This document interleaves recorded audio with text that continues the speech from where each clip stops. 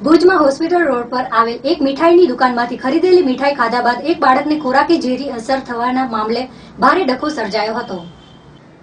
અંબેમાના મંદિર પાસે આવેલ ખાવડા સ્વીટ નામની દુકાનમાંથી મહિલાએ મીઠાઈ ખરીદી હતી, જેમાં મીઠાઈ ખાધા બાદ ખોરાકી ઝેરની અસર થતા મહિલાએ દુકાન પર ભારે તડાપીટ બોલાવી હતી। આ મહિલાએ પિતા પુત્રની ધોલાઈ કરી હતી। સાંજે બનેલી આ ઘટનામાં પોલીસ પણ બનાવ સ્થળે હાજર હતી અને મોટી સંખ્યામાં લોકો એકત્ર થયા હતા।